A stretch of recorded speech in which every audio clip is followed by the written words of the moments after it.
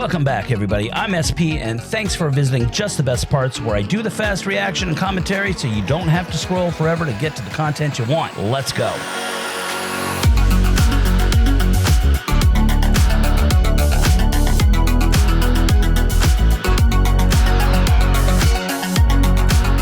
There wasn't a lot to react to here. I mean, there was, but there wasn't. You know what I mean? There was a lot to talk about here. So that's what I think I'm going to do today instead of just doing a straight up reaction. Number one, is this Octo? It sure as hell looked like it was.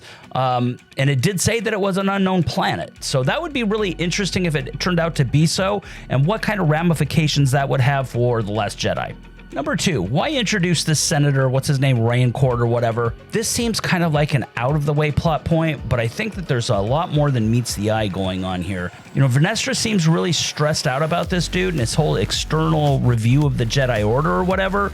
Maybe this is where we start to begin to see the Jedi start hiding information from the Council about certain going-ons, especially what's going on right now with the story on hand. You know, maybe this is the reason that Ki-Adi-Mundi doesn't realize later on, it proclaims that there hasn't been a Sith for a millennia. He got cut out of the loop. It's kind of an interesting thing. I mean, I do wonder if this is truly the beginning of when the Jedi started kind of lying to everybody to, like, save face a little bit. And I think that tracks. I think that's absolutely what we've seen in the prequels. And it looks like the Jedi Order were keeping secrets 100 years before anybody knew what was going on. Number three, I think that it's really interesting that the ship loses all power all of a sudden when Sol gets in contact with the Jedi Order. Convenient, don't you think? So did he cause this? I mean, is he trying to figure out at this point, am I dealing with May or am I dealing with Osha? I need to, like, shut the whole thing down. Is he trying to formulate a plan of escape? I mean, what is really going on here? I think that there's a lot more going on than meets the eye. He obviously later on, at least, knows that it's May, and, you know, he stuns her. But did he know this all along? I don't know. It's kind of hard to tell. And number four, what did Kamir mean by that he was a Jedi a really long time ago? I mean, why say really long time ago? That seems weird. I mean, I get it if maybe, you know, yeah, maybe he was a Jedi, like, because he's a little bit older than May and Osha. I mean, he's, you know, probably 10, 15 years older. But does that really constitute a really long time? That just seems like a very weird thing to say. Is it possible that he is older than he appears?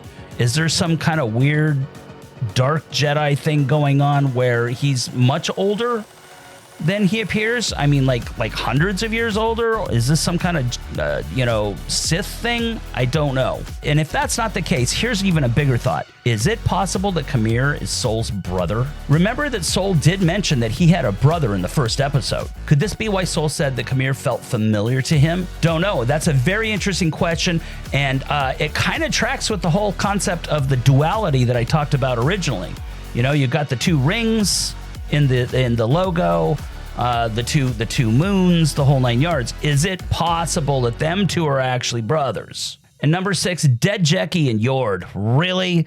Did we really need to see it? It just makes that whole scene so much more sad. They're all like, yeah, we know you loved him, so we're gonna make you look at them in their dead cold eyes. Number seven, we did get the sneak peek of the whip, the light whip, if you will. And you know what that means? That means we're going to be getting a full-on fight scene with that at some point, and I can't wait to see it. And by the way, I still think Vernestra knows something more.